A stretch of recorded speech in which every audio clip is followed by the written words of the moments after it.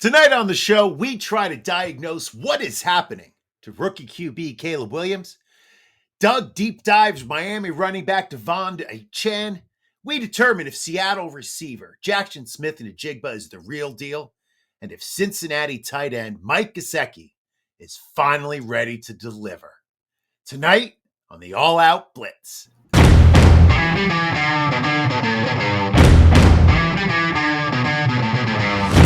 Some people will tell you to play it safe. We're here to tell you to go all out. Welcome to the All Out Blitz. I am your host, JJ Wenne, and I am joined by my spirited sidekick, Doug Orth. Well, that was a little weird, Doug. You can be a little less spirited, my friend. Tonight on the show, Doug is going to share the insight he has gained from watching the film and diving into the analytics from Week 9. So let's jump right into this, Doug. Caleb Williams started off slow. Then he seemed to get it together. And now we are right back to where we started from. So what is the film showing us? JJ, as recently as Week 6, Williams appeared, as you hinted, appeared to be making his way as a viable candidate for NFL Rookie of the Year. In the 4 games before Chicago's Week 7 bye, this year's number 1 overall pick was completing 69.9% of his passes for 1,050 yards, and so a little over 250 yards a game, and 9 touchdowns, which was one shy of the league lead over that stretch. I think Jordan Love and a couple other guys had 10 over that stretch.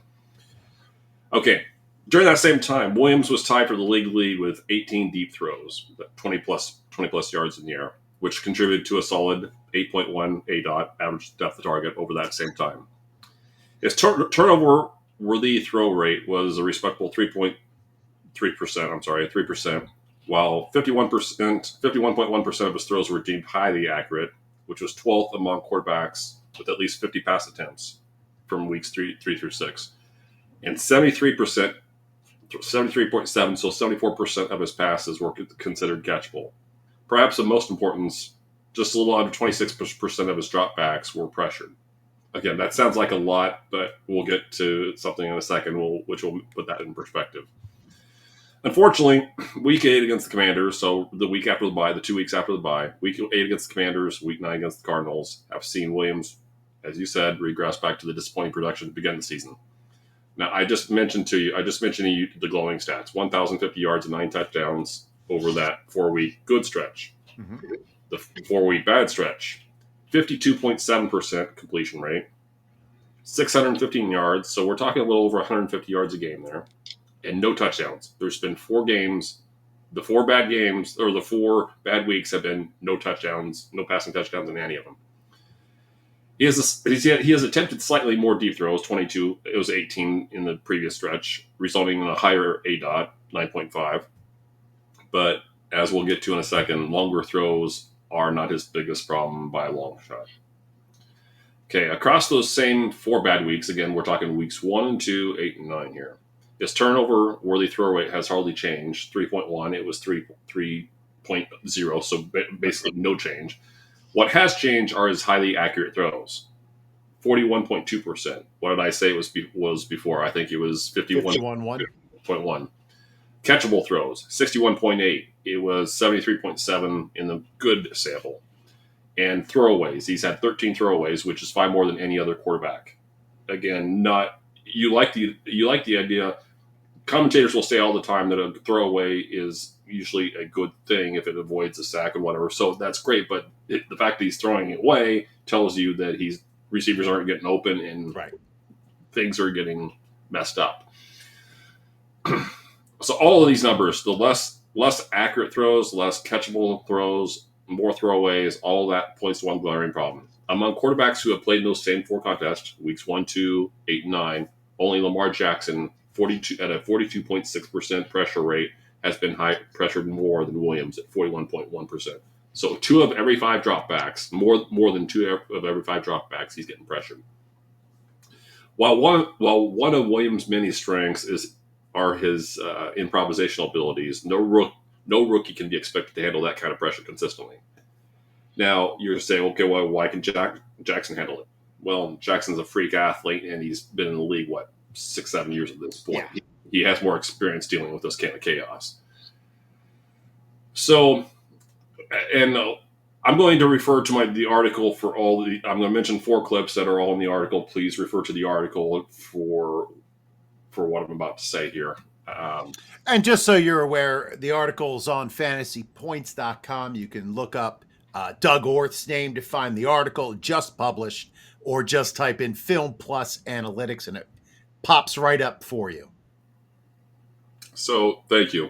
Week 9 served as a great example of why Williams is struggling lately. Now, bear with me. I'm gonna describe each of these clips, and then it'll make sense when you see clips. On the first one, we understand that right tackle. I think he's actually originally a guard, but right tackle Jake Curran. He's number 73 in that clip. He's a backup, and he took his first snaps of the season for the Bears in Week 9. Actually, he took his first snaps all season in that game. Nevertheless, the program says he's like about 316 pounds. No 316-pound offensive lineman can get knocked on his butt when the defensive lineman has taken no more than 2 steps into his power rush. That can't happen. Offensive linemen have to do a better job anchoring against a pass rusher than Curran did. And as you noted before the show, left tackle wasn't holding up very well in that clip either. So no, they both got whooped badly. And when the outsides are caving in on you, then Williams, he's still in his infancy as far as learning how to navigate the pocket. And that was one of the things. I mean, in college, he wasn't so much moving up in the pocket as he was escaping out. Well, again, the pressure coming from the outside, and these are better athletes, that's going to be harder for him to do. On the second clip in my article, DeAndre Swift was in the backfield next to Williams in shotgun formation. Now, running backs are not expected to be perfect in blitz recognition or blitz pickup. But it's clear that DeAndre Swift, I said in the article, took a cursory look. I would say a passing glance, and he decided, you know what? I think I'd rather catch the ball and then stand up to whatever blitzer, because you can see the blitzers coming, but I don't know. I think, you know how in basketball you play with players who decide they're going to jack up a 3 before they even look at the offense? Yeah. That's kind of what I felt what Swift did. He's like, you know what? I'm going in this pass route, and Caleb can figure it out for himself. That's what it felt like. Buda Baker, who was the one blitzing from probably about 5 yards behind the formation, he did not hide his intentions. You could see he was coming. So it's reasonable to conclude Swift did not prioritize the safety of his quarterback, or as I said, he had his mind made up what he was going to do on that play. That's 2 examples. On the third clip in my article, now we're showing a TE tackle in defensive end stunt. Stunts are designed to confuse offensive linemen. That's why they are as effective as they are when they're used. But it's relatively rare for the rusher looping inside to go untouched on his way to the quarterback. I'd say it might happen once a game, but I don't even think it happens that often to come scot-free. Anyway, communication issues tend to creep up on subpar offensive lines, and it would appear the Bears are struggling in that area, especially. On that stunt, Doug, it reminded me so much of that early play that we showed earlier in the year on, what was it, the 4th down play when Swift was running to the left side. Yeah, the failed 2-point version. Yes, and every single Bears lineman was on the ground. Yes. Like, on that stunt, they didn't even touch either player. Yeah. They both came free. The left guard appeared clueless as to that it could be a possibility. Yeah. And to me, like the point is, you're supposed to collapse on one guy, and the other guy sneaks around and fools you. But even the guy they were supposed to double fall on, they missed. Yeah. Sorry. I didn't mean to interrupt. I was just incredulous. It's a great point, because sometimes, if not most of the time, on those stunts, what you want your tackle, who's usually the bigger guy, you want him to blow one of those guys off their. Offensive tackles are supposed to defend against defensive ends, right? So if you got a bull rush coming from the defensive tackle and the offensive tackle's not expecting that, he might be pushed over. The defensive lineman might pancake the offensive lineman and then that frees up the defensive end to go use his speed against the guard, which is the matchup that you want. But yeah, it's another thing when your offensive linemen aren't even tuned into the possibility that a stunt might be happening. That's a problem. So I gave you 3 examples here. So you have the right tackle, backup right tackle, just getting knocked on his butt. You have DeAndre Swift saying, I won't even give you an ole. I'll just go on my route and you can figure things out. And then we have a stunt that doesn't get picked up or communicated well. So I think it goes without saying that some of Williams' struggles are a byproduct of what we're talking about here. And again, refer to the Fantasy Points article. It'll make it all clear. Then I hesitated using this Dan Orlovsky tweet because I'm not a big fan, and I'm going to rub some people the wrong way here, I'm sure. I'm not a big fan of ESPN programming, and I should be because, I used to work there and all that good stuff. But occasionally on NFL Live, I don't watch it, but I'll see clips, and they do come up with some good stuff. And there was one from Dan Orlovsky, the former NFL quarterback, who's obviously an analyst for him now. He did a great 3-minute clip recently, I think it was actually yesterday, on Williams and his struggles. Again, you can find that link in my article as well. He highlighted 3 key areas that Chicago is struggling with right now. And I believe it was the first one. I forget the order he had them in, but Williams is not without blame. Williams is chasing the big play, like he did at USC, but unfortunately doesn't have the time. He has the playmakers, he doesn't have the time, and he's not there yet with his development. Put it that way. So anyway, young quarterbacks are notorious for chasing the big play, but that stuff can be improved through more time on task and quality coaching. And it's that second bit I'm not so sure about. I think the time on task will treat him just fine. So please, it's a 3-minute clip. The 2 of the 3 things that Orlovsky mentions there, Williams not being set up to succeed, and it makes you wonder, or maybe it doesn't make you wonder. Maybe it just confirms what you thought about Shane Waldron in his final years in Seattle. I believe its NFL matchup uses the lingo that the coordinator is giving his quarterback answers to the test. Shane Waldron is not giving Williams the answers to the test, and he's certainly not giving Williams enough easy concepts to execute each week. That's my summation on Mr. Williams. Do you have any other thoughts? Yeah, I don't even think you say that Shane Waldron isn't giving him the answers. It's almost like Shane Waldron's just giving him more questions. And I don't mean that in a bad way. The Dan Orlovsky video is good. He shows us the route concepts and how they're not working together, how there's 4 receivers in a 6x6 yard square covered by 5 defenders. Yes. And nobody else is on a route. So either they ran the wrong route, it's designed badly. But what it made me think of, if I'm sticking in the North, Khalif Raymond was interviewed after a recent game. And he was talking about Ben Johnson, and he said, everything we do in practice, we see in the game. We practice, and then it all comes true. Yeah. And I always think about that as a Jets fan because right, we're never prepared. But in the same way with, Caleb Williams, if you have a good offensive coordinator who does, and I'm not saying Waldron doesn't do research here, he doesn't study the film, like he does, but maybe not well, right? And he's not providing any answers, any easy throws, and then it just starts compounding. Like you said, Caleb's leading the league over those 4 bad weeks in throwaways. Mm-hmm.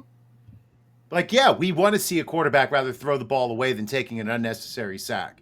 But when those throwaways happen over and over and over again, that's also why you start reaching for the big play. Yep. Right? Because now you're behind. You've thrown the ball away twice, and you want to get something big because you are a star quarterback. right? It's psychological. And I don't know. That's where I am. That's what I see. But when it comes to fantasy, do you have any faith in Caleb Williams? So for this year, I'm not talking about Dynasty. Yeah. So I play on Apex, which they do their stuff through MFL, my fantasy league, right? And so when I click on a player's bio or whatever, they will have the fantasy points allowed and the ranking of their opponents, right? And I find that handy. I'm not saying that it guides my decisions each and every time, but generally speaking, when Williams has faced somebody in the, let's say, the bottom quarter, or I should say the top quarter of most accommodating matchups, he's done exceedingly well. Of course, that stands to reason. It's probably simpler coverage, less pass rush, and lo and behold, less rush, simpler coverage. Rookie quarterback can figure it out, especially with that supporting cast. So I'm just going to cut out a lot of words and say you're going to want a very juicy, favorable matchup if you're going to use Williams. And I hate saying that because I picked up Williams in a league last week, hoping that he was going to be something more, knowing that he was probably going to be a matchup quarterback. But still, I thought the 30 to 40 rushing yards a week was going to give him enough of a floor to overcome whatever sins of Waldron or the offense line. And so I didn't think about this beforehand. I would probably put him no better than QB 20 the rest of the year. With what you're saying about matchups, yes, he has a juicy matchup against New England, followed by Green Bay. Mm-hmm. Then his next 5 weeks, from weeks 12 through 16, are Minnesota, Detroit, San Francisco, Minnesota again, and Detroit again. And you don't think that, especially Minnesota, you don't think Brian Flores is going to confuse the hell out of him? Oh, listen, it's like the old Looney Tunes. He's the wolf. The eyes are coming out. He has a fork, a knife, and a bib. Oh, woo, like he's ready. He is ready. I don't know, Doug. And speaking of being ready, yes, keep grinding this season with IDP Plus. Visit idpplus.com for a limited time. Get 20% off any subscription with the promo code PROPS. Get access to our tools, data, and IDP articles. And don't miss out on our subscriber Discord. Go to IDP Plus and start your march towards fantasy glory today. All right, Doug. Yes, sir. I was not a believer in Devon Achane this summer. I wasn't. I didn't think he could hold up to a full workload, and I was wrong. I'm not even doing the Fonzie thing where I can't say. That's a really old reference. I'm sorry. I'm sorry. So, does the film reflect how dominant he has been with Tua? That's a great question, and I want to say I'm not sure that it does so much as his usage is dominant, and I think we'll get into that in a bit here. So, one of the reasons I wanted to write about Achane this week was because now we have 4 games with Tua and 4 games without Tua. So, as I started here, correlation versus causation, part 1, and we'll get to part 2 in about 20-30 minutes from now.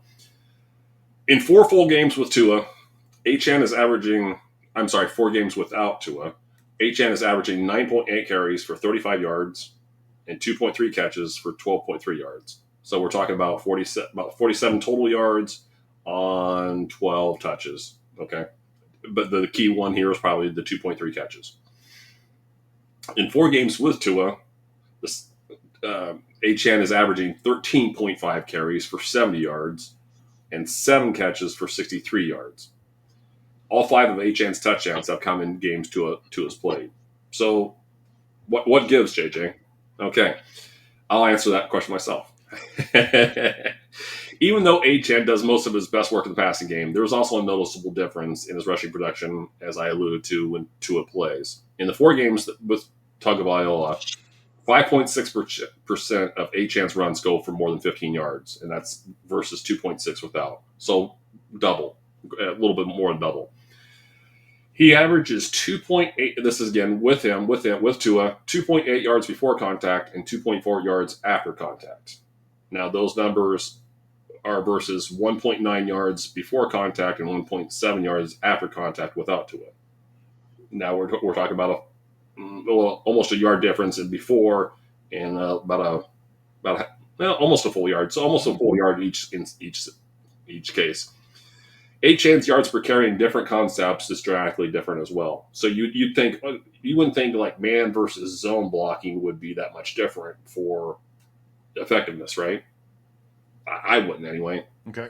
Achane 5 yards per carry in both man and zone with Tua, and then without him it's 3.1 in man and 3.7 in zone. So we're talking about over a full yard of difference. The Tua effect, if you will, the Tua effect in man versus zone blocking as well. You wouldn't think that would be like I said, you wouldn't think that would be a deal, but it is. While it may be too simplistic to suggest Tagovailoa being under center is the only reason for the huge differences, I think there's no question his presence impacts how defenses play against Miami. With that said, now it's not Achane's 70 rushing yards per game with Tua in the lineup that's putting smiles on fantasy managers' faces. For some perspective here, and I'm sorry if I'm going to repeat this, he's at 37.8 yards receiving per game right now for the full season. But with as I alluded to earlier, with Tua there, he's at 63.3. I'm saying that because only 4 running backs who have played more than one game in a season have averaged 60 yards of receiving yards more for an entire season since 1985. So it's going back 40 years.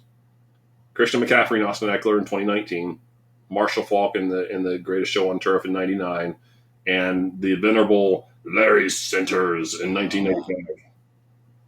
Oh, I remember having Larry Centers toward the end of his career. I remember thinking, and this is well before PPR was a thing. I remember thinking how I can't believe I'm starting a fullback, but damn it if I don't expect 5 or 6 catches from my fullback. Anyhow. So while Achane is unlikely to reach those numbers for a full season, given the fact that he had to play 4 games without Tua, and again, I'll reemphasize the 37.8 receiving yards for the full season, so he'd have to go 70 plus for a few more games. It should be noted that 3 of the 4 players I mentioned above, again, McCaffrey, Eckler, Falk, and Centers, it should be noted that 3 of the 4 players I mentioned there scored over 300 fantasy points for the season, and 2 of them scored 399 or more. So when we're talking about that kind of usage in the passing game for a running back, it goes without saying their upside is through the roof. Or like Michael Jordan said, the ceiling is the roof, or the roof is the ceiling, right? That's what's happening here. So the one that did not top 300 points, and that's Centers. He only had 78 rush attempts during that season, and I think he only had 2 rushing touchdowns, so it kind of stands to reason why he didn't have 300 fantasy points. But I do remember him being usable. So anyhow. So if you want to go ahead and cue up this first tweet here. So Achane is the rare instance of a coach trusting one of his players to be the team's RB1 and the wide receiver 2. And on that subject, I'll give everybody a few seconds to review that here. You can say, but just by receiving points per game, Achane is leading Hill, Waddle, and Smith. So your running back, the running back that you thought was going to be the third down running back and occasional and breather back is scoring more fantasy points per game than the guy who was, I think wasn't he the number 1 receiver by average across all fantasy football last year? So that puts that in perspective. Then by target share, you can see now why Jalen Waddle has become almost an afterthought in that offense because, well, first of all, he's not getting the target share that Jonnu Smith is. So now some of that is because the other quarterbacks were relying so heavily on Jonnu Smith. But that doesn't account for the fact that Achane's volume he's getting 1 of every 5 available targets. That says a lot. You like your secondary receivers to get 20% target share, and he's getting that as a running back It's anyway incredible. It's not hard to understand why Tua is relying so heavily on Achane either. The offensive line play, and we talked about this during the summer, the offensive line play has declined from last year. Now, targets behind or at the line of scrimmage should be cut roughly 90% of the time just because, look, it's a 5-yard pass with nobody on the player. They should be completed. In 4 Tua games, Achane has a catch rate of 97%. That's 28 of 29 targets. So it's pretty much it's a guaranteed, it's almost a handoff in space. Achane is averaging just over 9 yards per reception in those games, meaning the Dolphins are almost averaging a first down every time he gets the ball despite his negative 1.4 ADOT.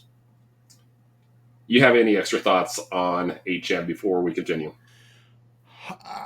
Then I saw her face, and then I was a believer. I don't know what to say. Like, I was wrong. He's exciting every time he touches the ball, as long as Tua can stay healthy, right? Tua makes that offense run.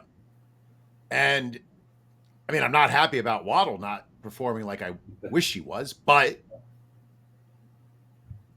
he also isn't going to run backwards 37 yards on the last play every week. So, no, I think Achane is doing everything that his supporters said he was going to do. Yeah. And yeah, I'm in. Well, leave it up. Go ahead. But do you trust him in fantasy? You trust him, Doug. Okay. Well, first of all, thank you for putting Smash Mouth in my head. So yeah. Well, I was singing the Monkees version, not Smash. Okay, right. But you are an all-star. Okay, so yeah, I wanted to tell this little anecdote here before I give my lengthy fantasy analysis here. A couple weeks ago, somebody put Saquon Barkley on the trade block, and he was talking to, and I've showed you the conversation in this league. That's the same league. Yeah. So anyway, we won't share that with the audience, but it was a fun dialogue. Anyway, so the Saquon manager put him on the block, so to speak, and he was laughing at the offers that he was getting. I ended up trading Achane and Darnell Mooney for Barkley and Ridley, and that's the kind of trade that I would accept again. I don't care that I'm behind on points right now and I'll get to why in a second. But that's where Achane is now. If you're a believer in Tua staying healthy and Achane staying healthy, then you damn well better hold and just enjoy the ride. As I'll get to in a second, I'm not a believer in that, but I do love the way he's being used. Anyhow, so perspective. Achane has averaged 27.8 PPR fantasy points in the 4 games Tua has started this year. And again, I alluded to my reasons for concerns. You hear some people, including some of the people on the fantasy point staff, they're all saying the praises of Achane until they die, and I can totally understand why. Here are my concerns. He has already matched last season's workload. He had 130 touches last year. He has 130 touches this year. And last year's workload was in 11 games. This year's workload is in 8 games. And he struggled to stay healthy on 12 touches per game as a rookie. He's averaging 16.2 now. Miami is 2-6 entering Week 10. It would not be shocking to me, given what I just said about his durability, if he succumbs to injury at some point, or if the Dolphins fall too far out of the playoff picture. If they fall that far out of the playoff picture, so they can only afford really 2 more losses before they're done, essentially. If they get to that point, and I think they probably will, the Dolphins may not see much of a reason to continue rolling the dice on the health of Achane and Tua, who we know is a huge injury risk himself. Also, at some point, Miami will have a little choice but to get Jalen Wright more involved as well, too. To say that he was actually the best running back from a metrics point of view perspective. He was the best running back during the 4 non-Tua games. And so at some point you have to ask yourself, we need to get ready for next season. Mostert's probably not going to be with us next season. We need to see if Wright can handle that role over a 4 or 5 week stretch. So while I would tend to believe that most of Wright's touches will come at the expense of Mostert, the latter being Mostert is highly unlikely to just become obsolete, right? I mean, he's not going to be a 2-carry guy. You don't go from 21 touchdowns last year to we don't have space for you, right? Maybe he takes the 1 carries. I don't know what kind of role he would take on in that situation, but he won't become obsolete. I feel confident in saying that.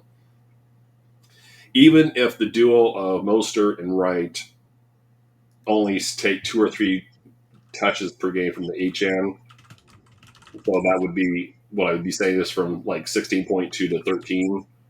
I think at that point it means he'll likely lack the volume to keep pace with the likes of Saquon Barkley and hopefully Christian McCaffrey. So jumping back to the trade that I mentioned earlier, that's one of the things I thought of. I didn't want to take the risk of Tua staying healthy. I didn't want to take the risk of Achane staying healthy. And with Miami's season going like it was, I don't want to take the risk that in week 16, it's going to be Wright and Jeff Wilson week because we're out of the playoffs. So there was just a number of things that it was not an easy trade for me to accept, but I'm glad I accepted it, and now I've got I've got Barkley. I feel really good about it, and so anyway, I mentioned that trade because it's the kind of trade I would recommend people out there to take if it's available to you, because I think you can consider Barkley to be a more stable asset than Achane moving forward. I like that. So are you saying like starting Achane, you might as well be walking on the sun? That's right. I know a third Smash Mouth song. Well, JJ, you're a superstar. So. Anyway, Doug, now I do have a few shares of JSN. Yes, sir. But I'm a little bit worried. Now, I know he posted a monster week, but he seems to require a lot of targets to perform well. So I'm asking you, what are you seeing in the film for Jaxon Smith-Njigba? Yeah. Well, JJ. It's amazing what happens when you give a talented player what a talented player can do when his competition for targets, that being DK Metcalf, misses some time due to injury and disappears. But disappears and has an offensive coordinator, Brian Grubb, who knows what he's doing. I am shocked that JSN is having more success this year because we already talked about the reason why he didn't have it last year. Seattle's competition played a huge role in JSN's huge week 9, as the Rams have had their fair share of issues defending the slot. Now they've changed some things. Jawan Jennings, week 3, his 46.5 point explosion. We discussed that on the show about a month and a half ago. That being the most obvious example, and the Rams have changed things since then, but not to the point where you're not going to be able to make the massive changes that they need to make over in the same season. They're still going to be weak against the slot. Perhaps the biggest change for Smith-Njigba from the Seahawks' first 7 games when Metcalf was healthy to the last 2 games when he was unavailable has been Grubb's willingness to let JSN run a more complete route tree. Right. That was particularly the case in week 9. Now, over the first 7 games, Smith-Njigba's 8.3 ADOT was the lowest of Seattle's top 4 receivers. In that time, and I want you to remember this, in that time he compiled a measly 448 air yards, and that was well behind Metcalf's 887, just to give you an idea. So Metcalf had twice as many air yards, almost twice as many air yards as JSN. Go ahead and pull up our second tweet if you would, please. Now, things didn't change much against Buffalo's underrated defense in Week 8. He had a 7.08 dot and 49 air yards in that game, but he went full-blown Metcalf in Week 9 with a 20.28 dot and 242 air yards against the Rams. Now, I want to drive home another point here as well. Did he have 100 more air yards than any other receiver? That is correct. Okay. Just wanted to double check that. Go ahead. Sorry. I want one more point to drive home here. For the sake of comparison, okay, hold that tweet up for a little bit longer. For the sake of comparison, Smith-Njigba's air yard total in 17 games last year under Shane Waldron was 592. In one game, he had 242. If there's one negative about his performance, and I don't even know what to attribute this to, but this blew me away when I was researching this. If there's one negative about his performance, at least in terms of him doing something close to this again once Metcalf is healthy, it might be that JSN only saw one target over the first 29 and a half minutes of the game, and that was on a screen like halfway through the second quarter. From that point on, it was almost as if Grubb realized he needed somebody to replace Metcalf, as nearly every one of his remaining 12 targets traveled at least 20 yards in the air. I'd be stunned if it was any fewer than 10. I'd say 10, if not 11 of the 12 targets traveled 20 yards in the air. And as we've established that has not been how JSN has been used in his first year and a half. Curiously, and this is a continuation of the research that blew me away. Curiously, that 22-yard screenplay that I referenced was JSN's only Week 9 production that did not come in the final 30 seconds of the first half or with less than 4 minutes remaining in regulation. So his 7 catches, 13 targets, 180 yards, and 2 touchdowns either came in the final 30 seconds of the first half, in the final 4 minutes of regulation, or in overtime. So there was about a 50-minute block where he was not involved, or at least did not produce. Stunning. I don't know how that's possible. Again, 7 catches, 180 yards, and 2 touchdowns, and he was absent for at least 3/4 of the game. Anyway, stunning. Now, the Rams made things easy on him, and this is probably what happened. He was the only one that saw a target on their second touchdown. He was right at the end of the first half, and the Rams made it easy on him. I think I don't know how long his first touchdown went. I think it was about 20 some odd yards. Guys should not be that open in the back of the end zone or near the back of the end zone. I believe there was the play that set up that play. The play that set up that touchdown was a seed from Geno Smith, but you can't give a 40-yarder on a corner route in the final with what I think it was a 30-second drive. It was 30 or 40-second drive. You can't give up a 40-yard pass, and it can't be in single coverage. There has to be some help there. With that said, he more than proved his ability to make big boy catches near the end of the fourth quarter. He ran a slot fade where he made a nice over the shoulder catch, but he got blasted by the safety out of bounds. That's a big boy catch. Then I believe the next catch I think he ran like 89% of his routes out of the slot. So again, he was out of the slot when on the very next play, and he got blasted again by the safety. Again, nice catch, but got blasted by the safety. Did not make a difference. So in case you were wondering about his manhood or his ability to stand up, he's not the biggest guy, but if you're wondering about his ability to take the punishment, he was taking the punishment. So, what are your thoughts? What are your thoughts there on JSN, JJ? I like JSN. As I said, I have him on rosters. My only concern is his usage, right? His 2 top 10 receiving weeks, he had 29 targets combined. So that's a lot of targets to get to where we want him to be. So I don't know. It worries me that if they don't have a heavy passing game plan, is he able to reach the production I need him to be? Now, where I drafted him, I don't need him to be my wide receiver 1, right? Yeah. He's my wide receiver 3. Yes. So I've been starting him pretty regularly. I'm not that concerned. Now, I guess the upside is that if he does get 10 plus targets, I could see a wide receiver 1 week, which is going to win me the week. Yeah. So I'm pretty happy with him.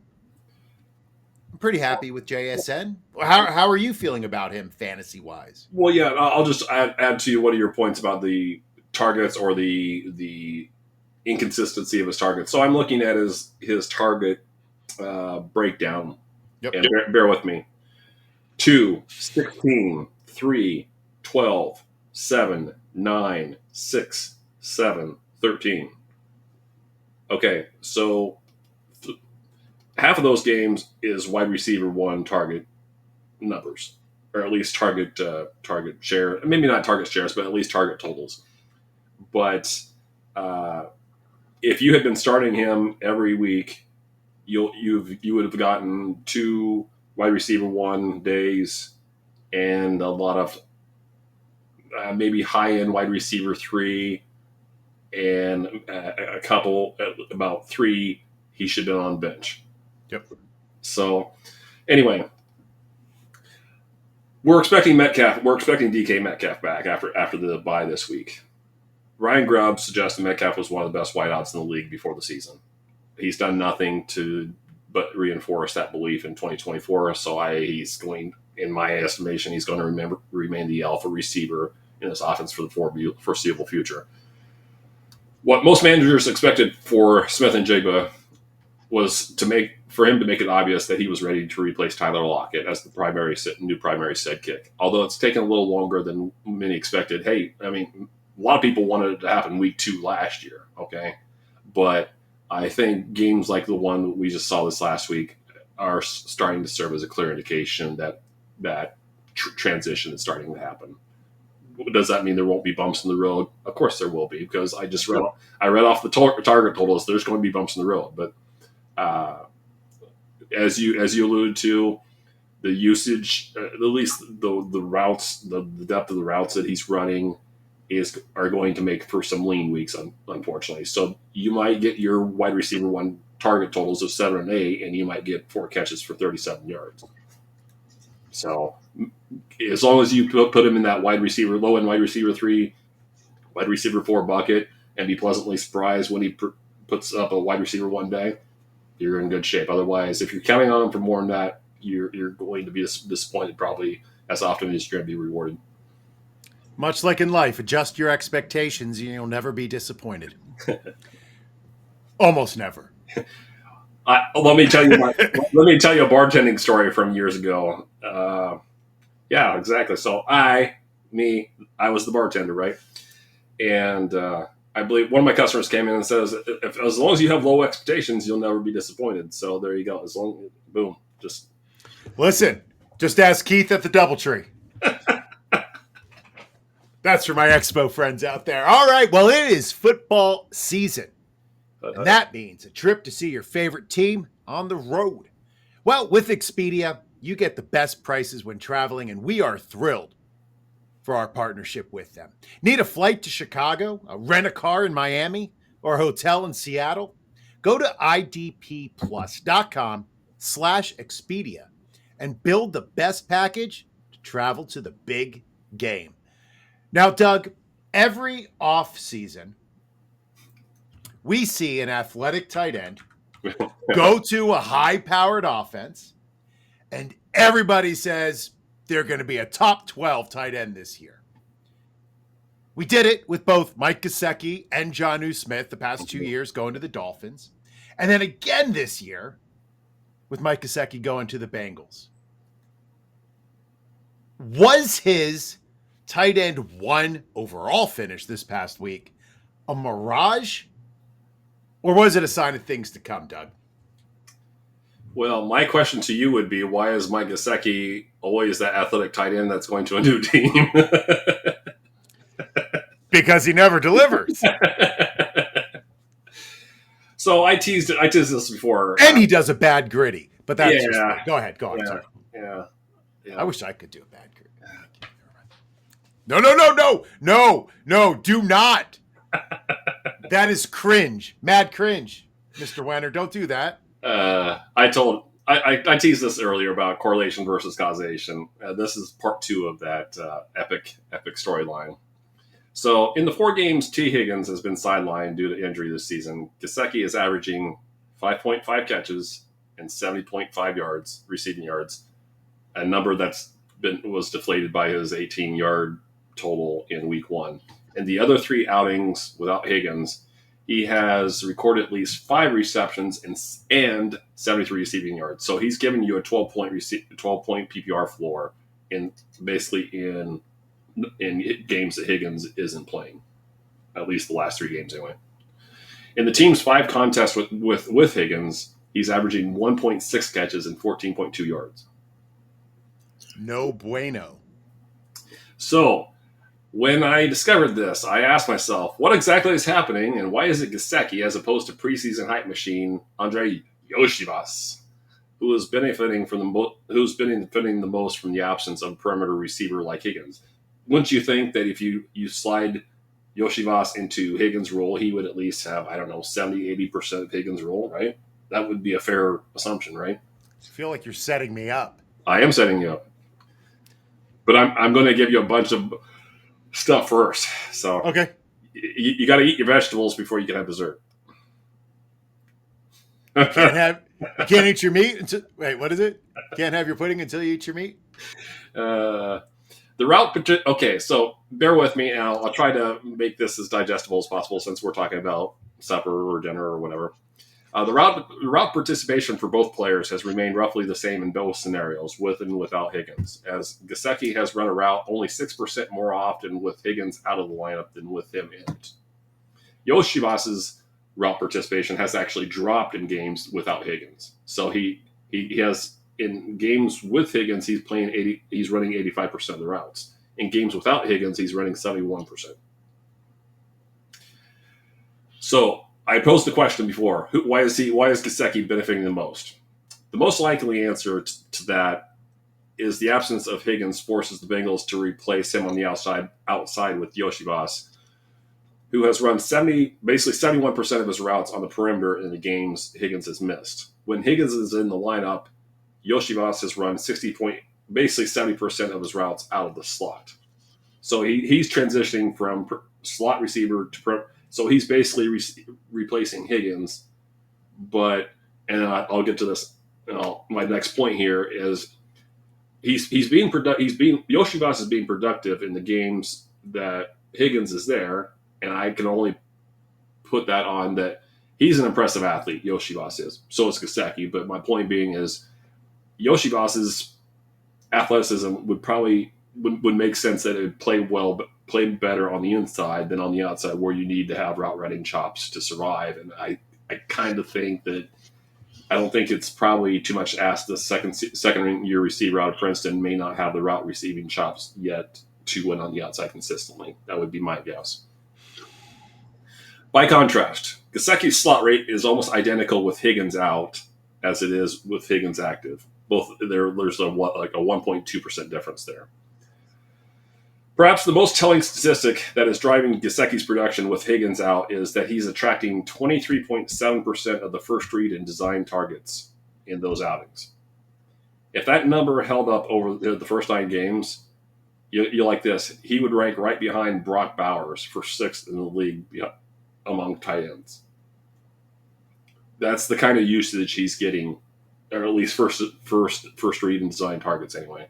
And that's a big thing. 20+% for a tight end is pretty darn good. In games that Higgins has played, Gesicki has only drawn 6.1% of the first read and design targets. So we're talking about four times less. So basically about a quarter. Week 9 represents the ceiling of what Gesicki can do. And again, just to refresh everybody's memory, 5 catches, 100 yards, and 2 touchdowns. Some of those plays probably are... Why do I say it's a ceiling? Because I think some of those plays shed some light on why the Raiders were struggling. There was a post route where I don't think the safety must have been 10 to 15 yards off, and I don't think he really broke on the ball either. And Gesicki had to make a nice catch over his head. Gesicki goes 6'6", and he needed every bit of 6'6" to catch the ball. But yeah, I don't think he was touched until he fell down from that, and that was 20 plus yards there. But there were some plays early in the game. He ran a hitch route and post route where he was the obvious first read, and you could tell he was basically almost going back a year. He was almost running Tyler Boyd routes, and so to me that serves as almost undeniable proof that Gesicki is a big part of the game plan as a weapon out of the slot, especially when Higgins is out.